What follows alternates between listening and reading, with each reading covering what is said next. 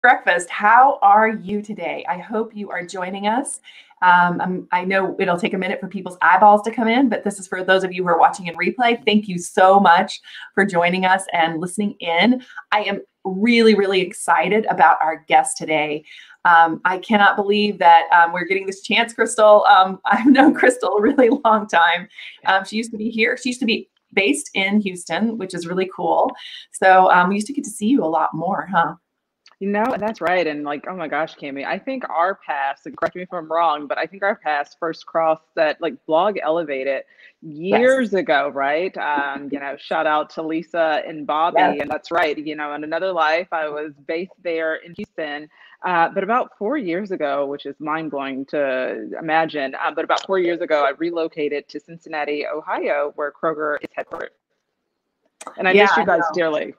I know, especially in the winter. Yeah, that's when I miss you guys the most. That's right.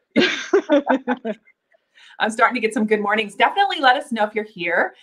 We can see your comments. So hi, Geeka, hi, Taylor. So definitely put it in the wherever you're at. So if you're on LinkedIn, Twitter, YouTube, wherever you are, Facebook, make sure you let us know you're here. And I'm really excited to see everybody here. So yay. I'm glad. Thank you so much for taking time out of your extremely busy schedule, because we're going to really go over something that I think you couldn't have even probably imagined that you would have been going through, I'm sure, just even a year ago, right?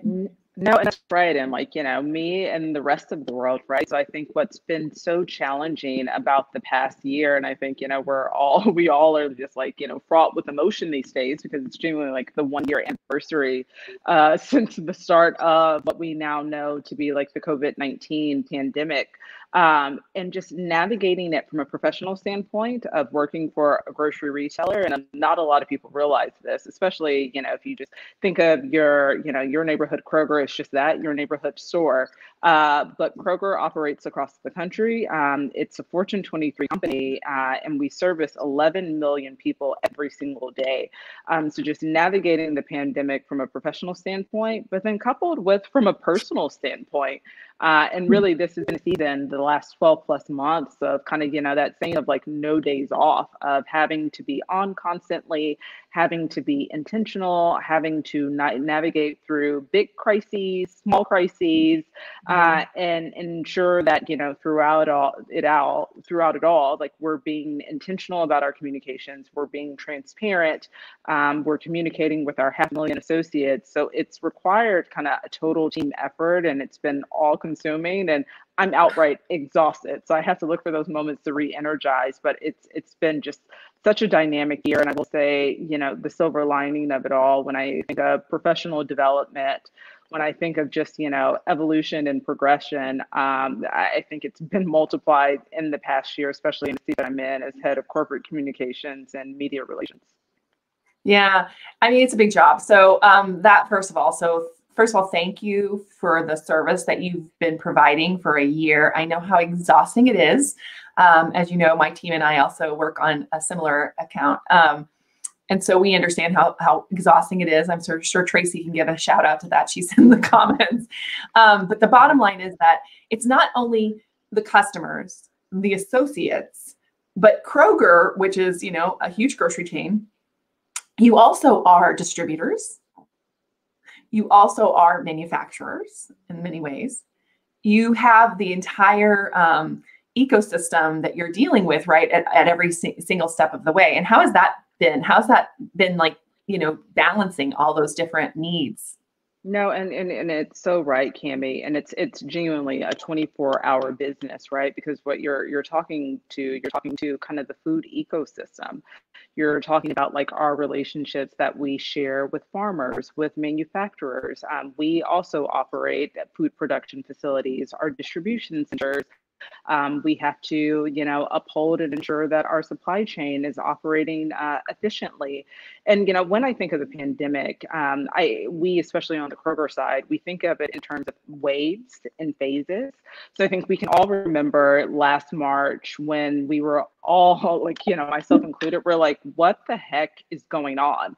And is this a 2-week thing? Is it maybe a 2-month thing, but it was so hard to project and forecast that we would still be here 12 months later. And I think we all remember just different guidance coming out daily, if not hourly, from the CDC, from WHO, from other health officials, of trying to better understand what we were actually navigating and how we as people could best protect ourselves against this. So I think, I go back and actually kind of my kind of pandemic timeline actually starts in January 2020. So of course we were watching from a business continuity and a business preparedness standpoint. We were looking at activity abroad. So understanding that the coronavirus originated in China, we had close tabs and eyes on kind of what was happening abroad there in Asia. And our CEO and other leadership members, they were in frequent communication with leaders in Asia, in particular in the retail space in Asia, and then soon Europe and other places that were farther ahead of us in terms of cycling through the pandemic. So I can remember back in January, in essence, putting together a holding statement for press. Should they have reached out and engaged us on the topic, never had to deploy it, and then what we call talking points in the biz. That's right. So take out all the jargon, but it was just really, in essence, like, what is Kroger's plan should this come stateside? And then I remember at that time working with our head of internal communications to kind of draft a memo, a kind of a company memo to say, hey, we're aware, we're keeping our eyes on it, and we'll keep you apprised of any updates. So that was January. Fast forward a few weeks later to February. And at the tail end of February, I found myself sitting on an internal COVID-19 task force. And on that task force, communications represented, our health group represented. So of course we operate pharmacies and clinics. Good point too. Yeah, the legal team, finance team, supply chain, merchandising. It was really an all-in effort. And those calls started to happen daily, right? Or more, I should say weekly at that point. And eventually, like once we were really in the throes of it, they became kind of daily calls, and that became my life. And then fast forward to March, again, that's when things kind of, we started to see cases increase stateside, and we started to see kind of stay-at-home orders kind of implemented across the country. And life hasn't been the same since then. It's been a wild ride. And I can remember, going back to the phases, I can remember kind of that March, April timeframe where there was so much uncertainty. Restaurants were closing, people were being either furloughed or laid off. And in many ways, we as a grocery operator, we were deemed early on as an essential business by the federal government. So there were only so many places for people to go or for people to work, and we were one of those. So I can remember us quickly scaling up our hiring efforts over the course of the pandemic. We hired more than 100,000 people. And some of those roles, some of those people, that the roles served as kind of gap jobs. So if they were in the hospitality sector or in another sector that was upended by the pandemic, and they've since returned, or some have stayed with us. But I can remember on the consumer side, and we were all there, of people really duking it out, right? Over the last roll of toilet paper, toilet tissue. Okay, so let's just talk about toilet paper for a minute. I'm gonna actually take a pause and say hi to all the people who've joined us and up here. I see a bunch of familiar faces. Juan and Jess is here, Brassington. Great. Make sure you guys share this right now on all the channels you're on so more people can hear this, because I think this is a really important conversation. So make sure you share it real quick out. I'm going to just ask that as a favor. If everybody doesn't mind just sharing it and inviting more people in. I'm really excited to talk about the toilet paper though. Oh yeah, we can talk about toilet paper all day long. But again, that would have been the one thing people were so, in need of, that was going to be the thing. Yeah, no, and the thing is, we all know, it was driven by fear, natural human fear of is the world ending? Will the grocery store still be open tomorrow? And certainly toilet paper is a necessity that we all need. So the behavior that we saw, people started to stockpile, people started to panic buy, and as a result, that created a dysfunction within the supply chain. So in essence, if everyone would have just kind of, shopped for only what they needed and shopped kind of normally, if you will, you would not have seen such drastic kind of outages in select commodities. But again, going back to panic buying, you're panicking because you don't know what the future holds. And it's so funny. The one thing you can control. It's the one thing you can Yeah. control. You can buy your toilet paper. You can get your water bottles. You can, I don't know. Control Yeah. it. No, but it's so funny. And, I didn't participate in panic buying. Maybe it's because I had a little more intel, but it's so funny. Like last November for Thanksgiving, I went back to Austin to spend time with family, and I stayed at my sister's house. And it's so funny. Like I went to her linen closet to like get a towel out to shower. And there it was. It was like rolls and rolls of toilet paper. And I was like, oh no, you're one of them. I still love you dearly, but it's Things okay. falling out of the closet, right? That's right. That's right. So again, that was, very much phase one of the pandemic. It was just riddled with uncertainty, and in many ways too, like grocery stores became the only social outing, right? There was a time when it was like a true lockdown and we were all just going stir crazy in our homes, but we knew that, hey, but we can't go to the grocery store. So it became a social outing for so many people. But then also during this time, some people said, hey, I'm not as comfortable going into the grocery store. So they started to rely more and lean heavily on kind of our e-commerce shopping options. So whether that was going to Kroger.com to place an order for curbside pickup or for delivery to their home. I will say from a business standpoint, it's interesting where, e-commerce has certainly taken off with like fashion and household goods and electronics. Probably prior to the pandemic, people weren't as, I won't say accepting, but people weren't as willing to shop for kind of their food, especially like fresh foods, like produce and meat. There's something about wanting to see it, wanting to touch it, wanting to turn over the bell pepper or the avocado to ensure it's fresh and free of blemishes. But what the pandemic did, it serves as an accelerant for kind of the food e-commerce industry, where people became so much more comfortable with shopping online for groceries and having someone else do that chore and task for them. I have a question for that. Do you think that's something that's going to last beyond the pandemic? What do you think?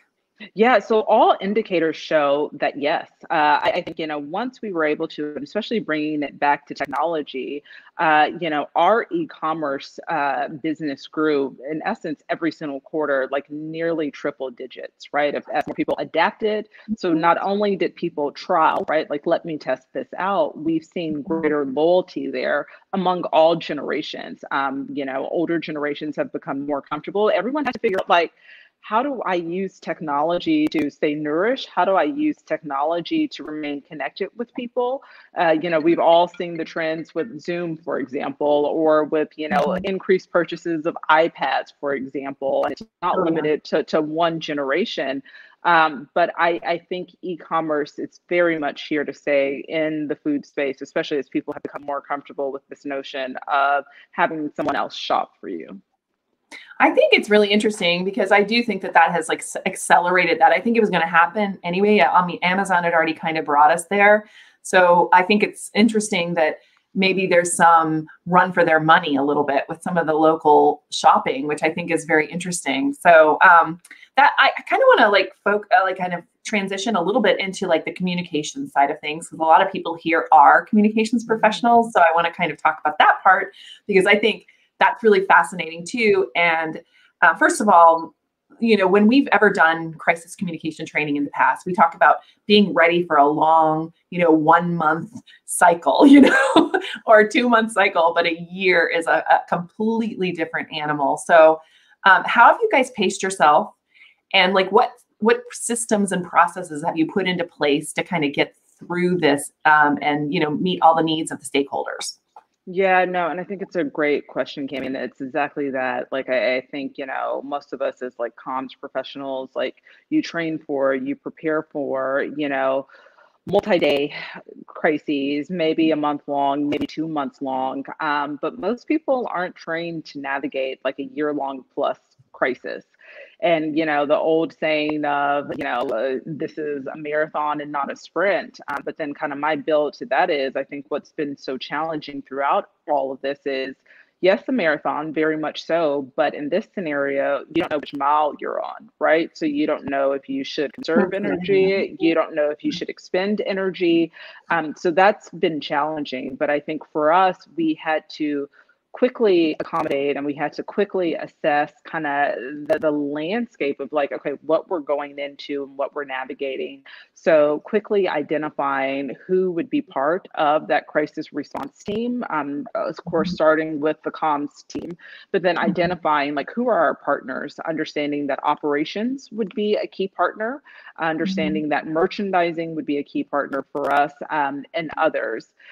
It was also determining like what is our message track, like what are our message priorities, and for us, really the two leading messages were like safety and protection, and we have food, right? Like those are the two message tracks, and like you can shop, yeah, you can shop for that food in our stores safely, or you can use our e-commerce options. So that's been kind of our prolonged extended message strategy. And then also from a tools perspective, it's been establishing a central communications hub, both externally and internally. So internally to ensure, because again, when you're moving so fast, and updates are coming in like left and right, both, from internal partners as well as government agencies and health officials.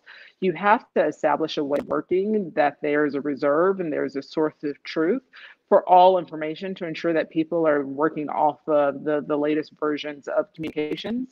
And then the same applies for press, of ensuring that they have a resource where they can go to for the latest resources and answers and just insights. So is it just like a drive that you're using for like internal, like for the internal people? Do you just have a drive where everybody goes, or? Yeah, so Drive, and then also Microsoft Teams is our go-to platform. So establishing working channels within that. And then externally, we use a tool called Brand Folder, which is a catch-all for like all of our art assets, any press communication statements that we've published, and we drive press there, whether that's in one-to-one engagements, whether that's in formal press releases or statements.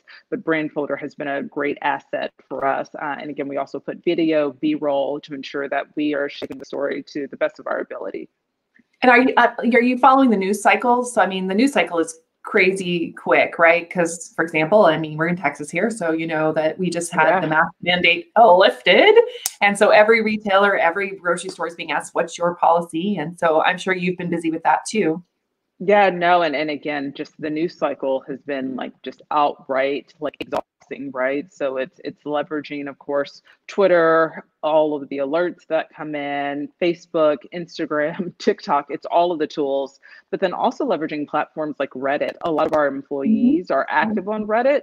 So it's a great source to see kind of what are the one-to-one kind of conversations, or maybe something that we're missing or something that's brewing, or learning like what's a challenge point for employees to then shape kind of our policy process and to shape our communications search for process. Kroger on Reddit, or where are you looking? Are you looking at certain subreddits, or what are you doing? Yeah, no, that's right. So it's searching Kroger, and then it's also, there are some subreddits, and then we have started to build out kind of actually a community page for that. But there are a few different ways to kind of hack it and see kind of what the conversations are. And it's been our practice now is not to join the conversations, but it's just to observe and to learn, because oftentimes they're very honest and truthful conversations. And, some of it is a bit rubbish and people just kind of expressing their own sentiment, and that's fine. But we really look to Reddit, for example, to see like, are we missing something?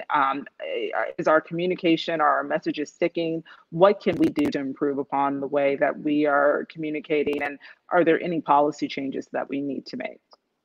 Right. No, it's great. And how many states are you guys in? So great question. So we're, 35 states in Washington, D.C. So all the way out in Los Angeles to as, far north as Washington, D.C., all the way down to, of course, Texas and Atlanta and everywhere else in between. So it's a vast territory, and, we serve 11 million customers every day, and that number continues to grow. Well, and I also put, go ahead. I was going to say, and every state has a different rule. No, and that's here's the thing, like, you want to talk about like a complicator, right? Even as we talk about like most recently, Texas rescinding its mask policy, Mississippi rescinding its mask policy. but policies are still in place. Mask policy mandates are still in place in other states. So especially kind of the first wave of the pandemic, where some states had stay-at-home orders, some didn't. Some were prioritizing frontline workers for PPE, personal protective equipment like masks and gloves. Some weren't. So having to navigate that environment has been so hard. And now what I would compare kind of the kind of PPE kind of advocacy for frontline workers to would be now vaccines. So like we're now in this new wave of like, well, you're giving vaccines too. We are, absolutely. So we have now, as of today, I think we've hit the 1 million mark of vaccines administered through our health professionals, our pharmacists, and certified pharmacy techs. But the big fight continues to be to kind of move up frontline workers and kind of the pecking order for vaccines. So it's another wave of this marathon that we're running. Yeah, it's crazy. So, it just keeps coming and it keeps coming and it keeps coming. And that's just that part of it, the pandemic, the vaccines, all of that piece. But then you also have a business to run. So, I mean, you have your rollouts, your new, whatever it is. Can you talk a little bit about how you're balancing like the marketing PR side of it that is just like the normal stuff with the crazy like pandemic stuff? Yeah, no, and it's a great question. And again, kind of, the first two kind of phases of the pandemic, we converted not only our kind of PR comm strategy to be 100% COVID focused, but also on, the paid side and the social side. So really we kind of apply kind of the PACE model of paid, earned, shared, and owned. And really for the first two, really for the first two phases, it was all COVID focused. And, we were meeting with our marketing group multiple times a week to understand like, what is the message and leveraging all of our channels to tell that message. And then there were also conversations when, we were nearing the end of the second phase, so we can call that kind of summer time frame. Okay, when is it okay to revert back to more traditional marketing messages, right? And just looking at what our marketing mix is.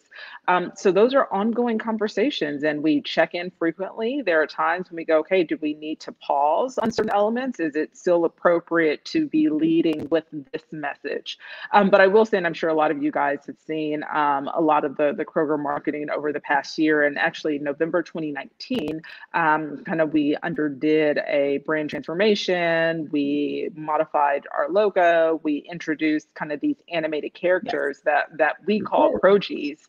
And it's so great. And like, I receive a lot of customer emails and we receive a lot of feedback. And so many people have said like your Progis, your animation, the music is like a point of like uplift throughout the day when I hear it come on. Like it's a break from the monotony. It's a break from the insanity. So many people have had such positive things to say about kind of how we have been approaching marketing throughout this all. But I would say from that perspective, that I would say like social media has been, of all the channels, probably the most challenging, simply because it's social. It's people sharing kind of thoughts and ideas and feedback and sentiment and, maybe asking questions that we don't always have answers to. So we continue to work extremely close with our marketing group as Social reports in through that work stream to ensure that we're being communicative, we're being transparent, we're answering questions, even when we don't have the answer and we're saying that, or we're just educating them on where they can find more resources, whether it's about the vaccine, whether it's about the investments that we are making into our associates, but that's ongoing. And we use Sprinkler as our go-to tool for social listening, and we stay very close to those reports. Yeah, no, that's really good. You guys, I'm assuming have like we do, we have like a kind of a guide that we've put together for responses and things like that. Have you done that? Do you have like some pre-approved responses and things like that you have in place? Yeah, absolutely. So I help guide and kind of shape how we respond, especially through our contact center. So there's so many different touch points, right? With an organization of this size and a consumer facing organization. So I'm the first line, the first contact for our support team. So that's, all calls that come in, customer emails that come in. They also have a part in monitoring social media and responding to customers. But we have so many talk tracks and resources, and exactly that. It's some of it's pre-written, but then there are just those unique situations that you can't prepare for. So during those moments, we quickly huddle to align on like what is our stance. We check in with operations and other influencers and team members to make sure that we indeed all align on that stance, and it's something that we're executing. But again, it's just ensuring that you have communications that are aligned to the business. And I think another point of kind of what we have established throughout the pandemic is having an editor, having someone who knows all of the materials, knows our latest positioning to ensure that anything that goes out, whether it's internal or external, is the latest iteration of our stance and our perspective. So having someone to serve in the editing role is critical when you're navigating crisis comms for quality control and other reasons. And is that you right now? So it's me on the external side. Oh, joy, great joy, immense joy. And then on the internal side, our head of employee comms serves in that seat. Wow. And that actually brings me to one of the bigger questions I had for you, which is about pacing and self-care. And what if you find yourself in this position? Because I think you would have never thought of yourself as being in a position like this in this job. I mean, maybe, but not at this level for this long, right? And I think a lot of people do, they're running channels out there and they're thinking, well, the likelihood of me getting in a crisis is, but you could find yourself in a situation. So how do you pace yourself and how are you doing self-care? Yeah, no, it's a great question, Cami. And again, I will say, prior to this, certainly had a lot of experience with crises, right? Because we deem a crisis to be anything from something like a hurricane like Harvey, right? So there are natural disasters. There are, events and incidences that transpire within kind of the store setting from customer to a customer or employee to customer. There are different, policy changes, whether internally or kind of external forces. So I had, deep experience with crises. But again, a public health crisis is slightly different and it's a little more nuanced. And kind of the self-care question and the balance question, to be very frank and transparent, there hasn't been a lot of it. And I have to be really diligent every single day to make time and space for self, to ensure that I'm recharging, right? Because we all know that there's a difference between rest and sleep. Right. I aim to get an adequate amount of sleep, but there aren't many moments to rest when you're always on. Things are evolving so quickly. Your CEO, leaders are looking to you to really show up and lead and stand up during these moments. So I haven't figured it out quite yet. But if anything, like I have my cup of green tea and honey every morning. That's right. Yeah. I still make space and time to do yoga, but also a big part of it is ensuring that you're empowering your full team. I think especially as leaders, sometimes you take it upon yourself to just own and run with everything, but remembering that you have a team of people around you. And then also, if you need extra arms and legs, go do that, right? If you need the help of a consultant, if you need to bring on a contractor, if you need to bring on an agency, do that. Because again, this type of work is so draining. It's so exhausting. And I have found myself, and I know this is something that my colleagues share, where at some point you're just no longer doing your best work because you're exhausted, you're too close to it, you're fatigued. So oftentimes, 9 times out of 10, if not 10 times out of 10, you're better positioned when you bring in more support, when you bring in more eyes, because sometimes they can see things that you can't see because you've been too close to it. And you did like a change of scenery too. I thought that was a good idea.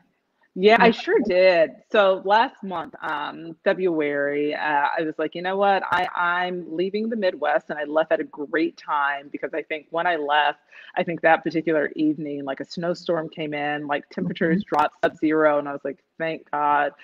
So I worked from Los Angeles for the entire month, and I was very fortunate that a good friend of mine had like a vacant condo available in downtown LA. So I crashed there. I will say it was a trade-off. The trade-off was like absolutely fortunately, I was in warm weather. I was able to escape to the beach and go hiking. But the trade-off, I was still working on East Coast hours. So the East Really? Coast is like, yeah, that's right, like 3 hour time difference. So every morning I was waking up at like 3 or 4 local time, Pacific time, to ensure that I was staying on top of kind of East Coast activity. But it was so worth it, and I would do it all over again. But back in Cincinnati now.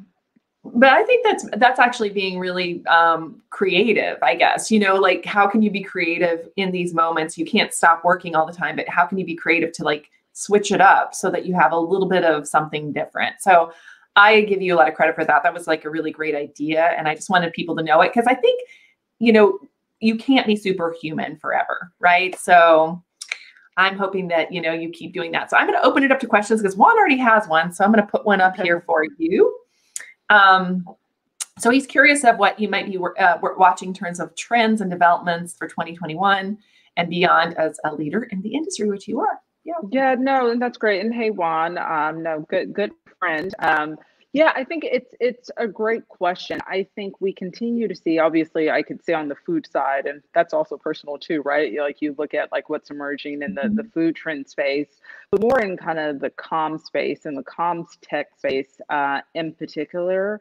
What I'm seeing, and I think Cami, Juan, you guys already do a really good job of this. But better understanding of, and I even hate to say it because it's like this broken record, but really I think comms professionals are there's now the expectation to show up in a different way with analyses and with metrics and numbers, right? Of how are you telling that story? And one tool that I'm really excited about that we just brought on, it's a tool called Memo.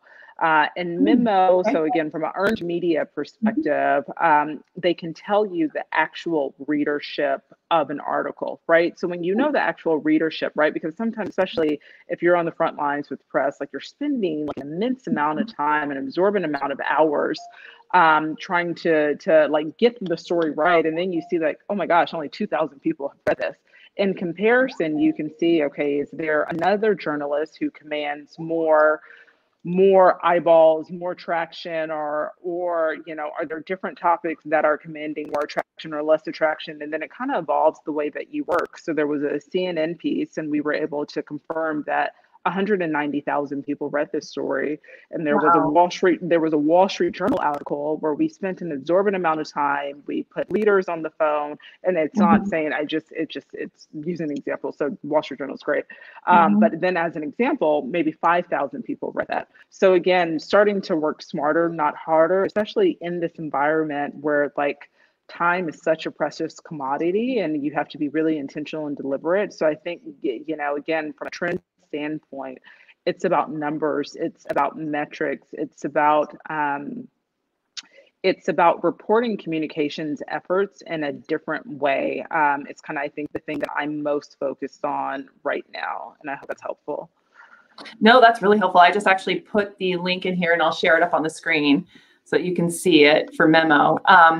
That's a really great tip because the Wall Street Journal is like this, everybody wants to be in the Wall Street Journal, especially if you're a CEO, right? So they're going to drop down for that. But knowing that this other one had a more engaged and the audience is really, really powerful. That's great. Yeah. No, and you know what? And what I will say, and actually, as I'm thinking this through, because there's a clarifier in that audience matters, right? So when we say the example of CNN, 190,000 Wall Street Journal, like audience matters because again, in the 2000 population, perhaps it was a very big investor into the company, right? It was the influencer in that space. So I want to be clear on that.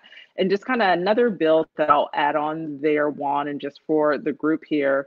I think, really what we've deployed throughout this pandemic and something that we will continue to adhere to is kind of this go everywhere strategy.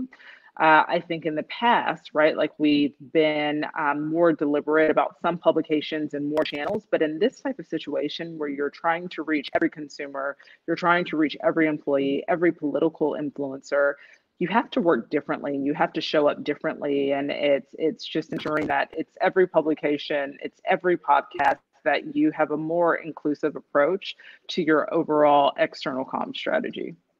That's a really good point you're making there. Cause that's a lot that's happened this year too, right? Figuring that whole that piece out. So Christina asked, in hindsight, is there anything you would have done differently now that we're 12 months into the crisis? Gosh, I would love to say yes, right? But like hindsight is just that. I think if anything, like, yes, we established a crisis response team, but I would have been more intentional, and it's never too late. Here we are, like a year later. Um, but being more intentional about building maybe more structure and boundaries, and like having like a rotating system, because what we have Mhm. seen is so many people are just completely wiped, right? Like Burnt so many out. people are like burnt out, and like we're all running on fumes, and like the weekend is never long enough. The few days that you take off, it's never long enough. So I think we would have been more intentional about bringing on consultants and contractors early on versus waiting Mhm. until like 6 months into it. So just being more deliberate about kind of the team architecture. Yeah, and I think that's fair because you didn't know how long it was going to go on. I think that was the key, is that nobody really knew how long this was going to last. So it's Yeah, a good lesson learned.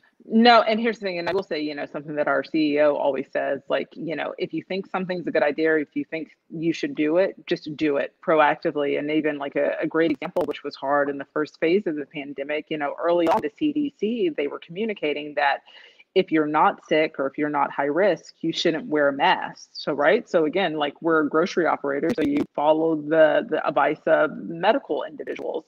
So again, as an example, but like you can't change that.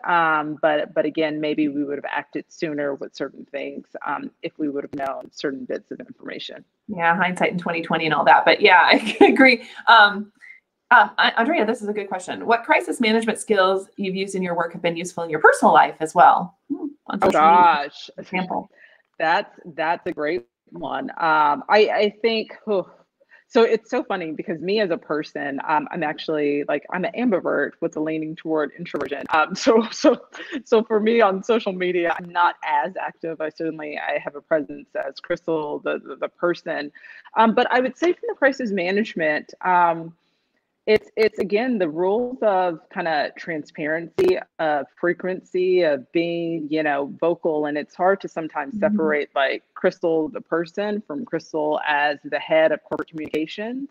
So I also just serve as a resource. If people have questions about Kroger, if they have a question about kind of the food system, like I'm there to serve as a resource. And if I can't answer their question, I always connect them with the right person. So I think if anything, again, crisis comms, social media, whether that's, for your professional platforms or whether it's for your personal platforms, I think the big takeaway is consistency, and like, how are you showing up as a brand? So whether that's you, the person, or the business, and just consistency and frequency and accessibility. Yeah, and Andrea heads up Civil Nation. So, or she's been our president of Civil Nation, which is the online nonprofit that helps with, with really, making people have a better conversations online. So the question is, That's helpful. that probably is something you've learned too from that. I imagine it's just like, how can you de-escalate conversations? Yeah, no, and I think that's great, and that's been a big part of the exercise over, the past year of de-escalating. And again, it's leading with empathy, it's leading with transparency, it's phrasing language in a way, and sometimes it's hard to humanize a big brand. But to the best of our ability, creating messaging and responses that feel human and not as though they're from a company, but that they Mhm. feel like they're from a person. That's really great. Here's another question. Any creative ideas that you have used to work through this pandemic, whether it was on a professional level or a personal level? Creative ideas. Yeah, and maybe less creative, but creative in the sense of you control your schedule, right? So again, if you are kind of the night owl, it's, again, making your schedule to be that and communicating expectations to your team. And the reality is you have night owls, you have early birds, but that's actually quite advantageous during the pandemic because you almost then create like this 24-hour workday.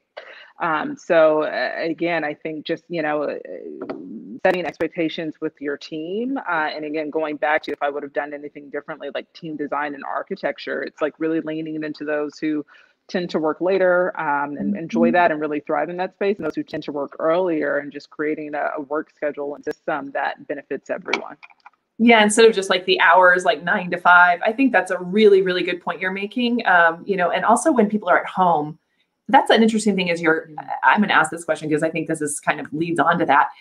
You're, managing a team, and usually it's been like you come in the office, you look at each other, you know what they're doing.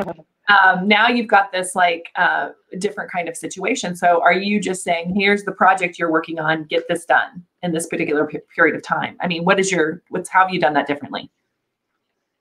Yeah. So I think, gosh, it's all, in one day, like I'll write I'll write a book for that matter, less about like a white paper. I'll write a book, and it's like, the 365 days of the pandemic.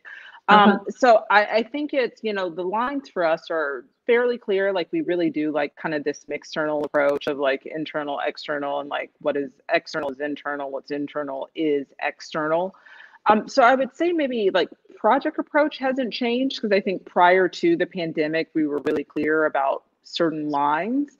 But I think, and hopefully, are you guys still able to hear me? Yeah.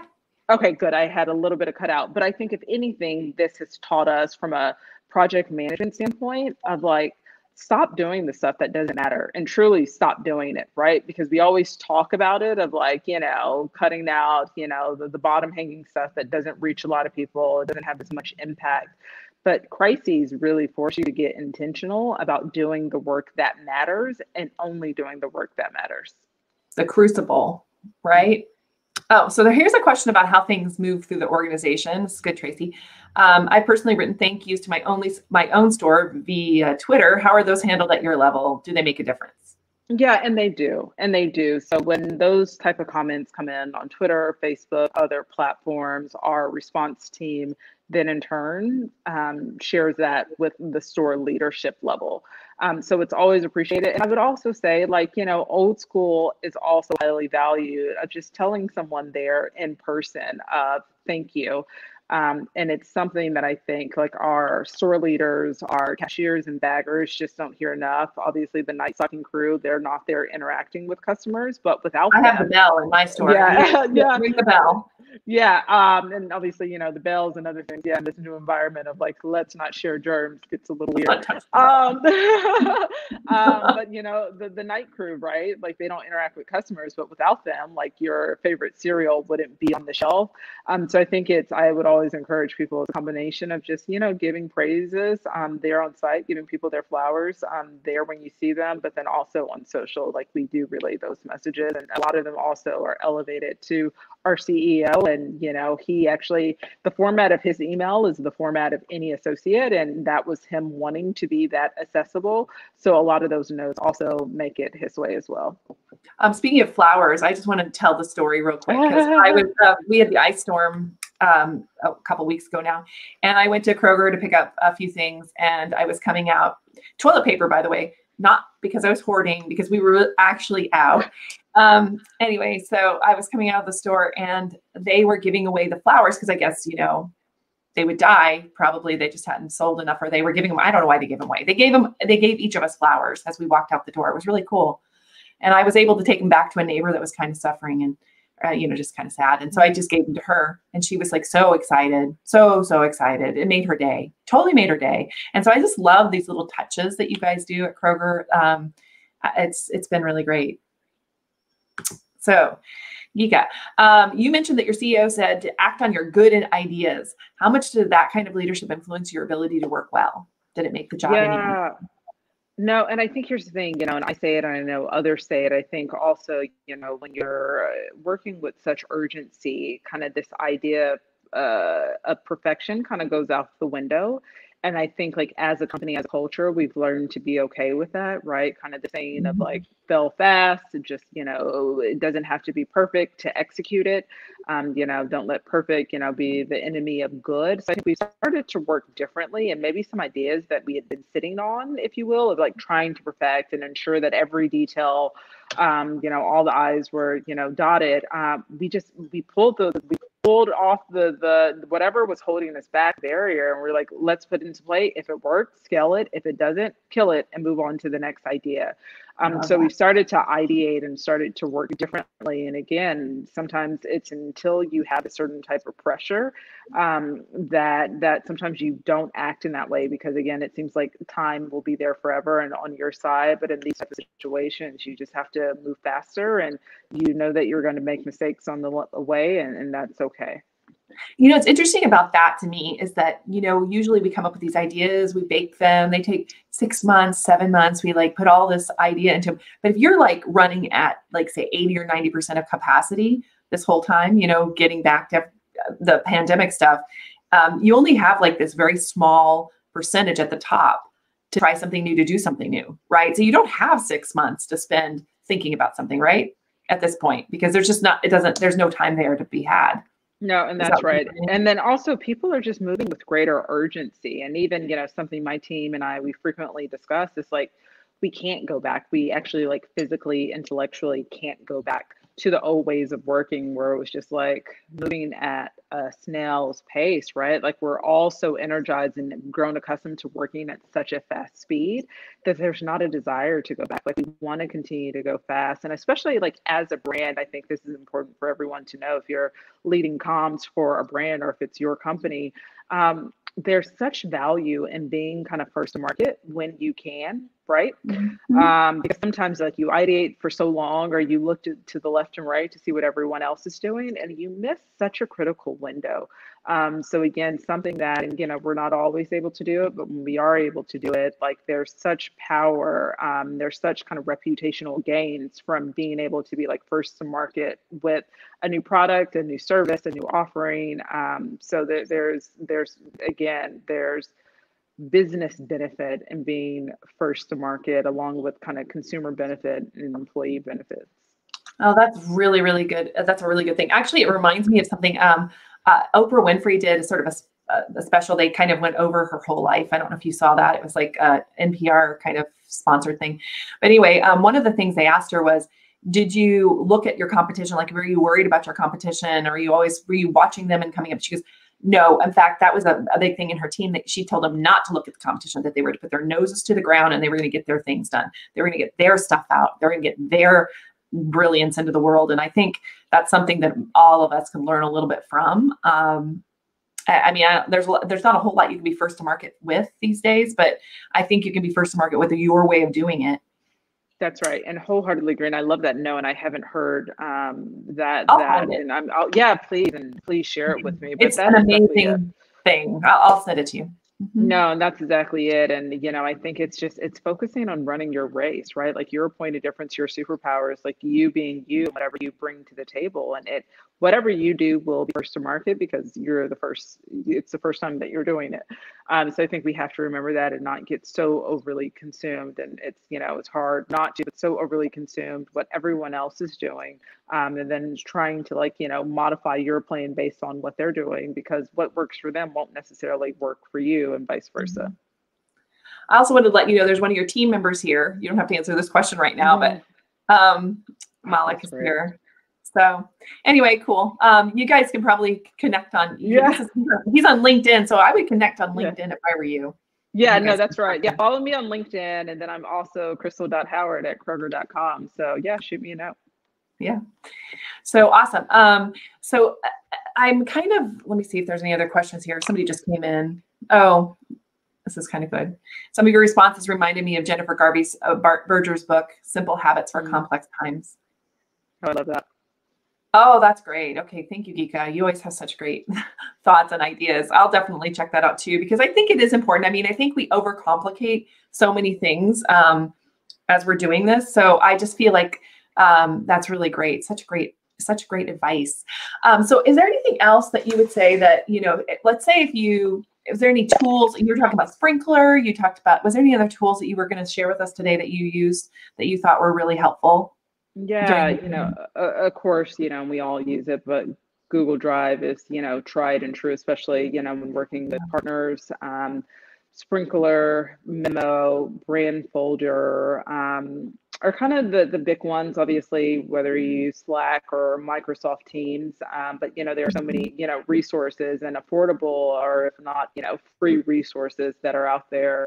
Canva for Oh yeah. creating visuals. So corporations use that tool as well, because sometimes, like, when you're moving fast, you can't always tap in with your creative design team, and if you need a resource in that moment, it's just going to Canva or a similar tool to draw it up. So those are the big ones that we use.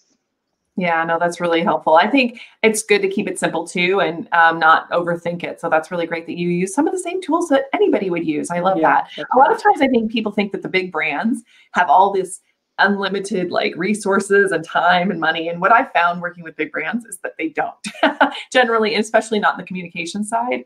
I don't know if you found that to be, I mean, I'm sure they've resourced you, but I'm sure you found that to be true too. No, I agree. Yeah, and you would be surprised probably like how lean we are. We're kind of small but mighty and effective. So we're always looking for hacks and ways to improve our efficiencies. But it's so true, Cami. Yeah, I know. I think people have the wrong idea about what it's like to work for a corporate PR and communications department. It's true. So let's see. Did I cover everything? I want to make sure I did. There is, going back to social media really quickly, how are you dealing with frustrated customers online? Because there's usually a bubbling up of frustrated people. So how do you manage that? No, and I think it's great. And it goes back to kind of the de-escalation. But I would also say a big focus, right, when you think of kind of the three groups of consumers, whether they're, physically there or if they're there digitally, it's seldom can you win over a detractor, right? If someone is very staunch in their positioning and their idea, it's typically not worth the investment of time and energy to like try to win them over, right? Because I even did this exercise with someone who emailed me about, gosh, there's so many things. I'm actually trying to recall what they were emailing me about. And like, I genuinely like responded in like, with my professionalism and with kindness. And then she wrote me back another really nasty note. Like you can't win those people. So for us and for me, I really advocate on focusing on the fence sitters, people who can be influenced and swayed. And sometimes it's just them needing to know another bit of information to be like, oh, well, that makes sense. And then you have those people who are pro you, the people who are advocates. So again, just focusing on the fence sitters and the advocates has really been the strategy throughout all of this, and will continue to be the strategy. Yeah. And if it's really bad, do you are you okay with deleting or hiding certain comments?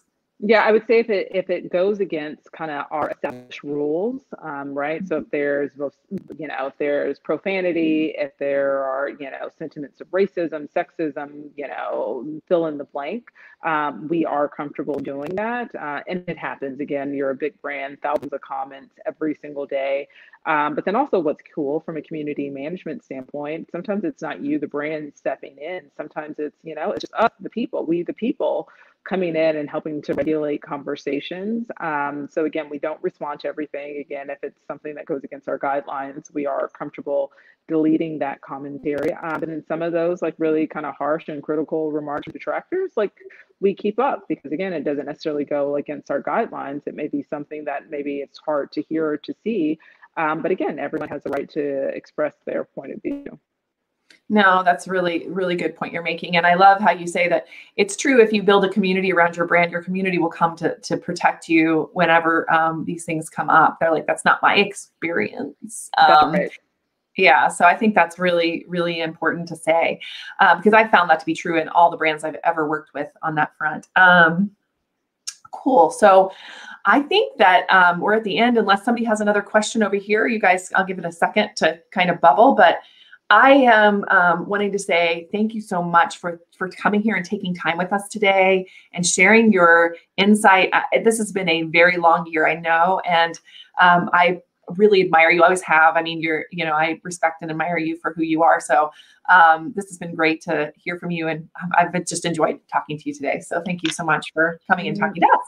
No, and thank you, Cami. Like I said, we go way back. We've spent a lot of time together. As I mentioned to you, I spent many of Fridays at Campy there in Montrose, hanging out, whether I was presenting or just a passive, or active listener there. So really, I've always been impressed with you and, what you built and the community that you built around Social Media Breakfast. So thank you for having me.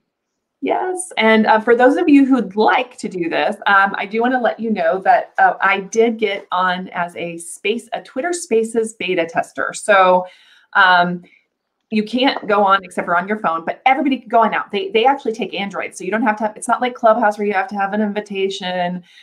You can go over and it's all audio. So we can go chat with each other. So we can kind of have the after chat like we usually have at,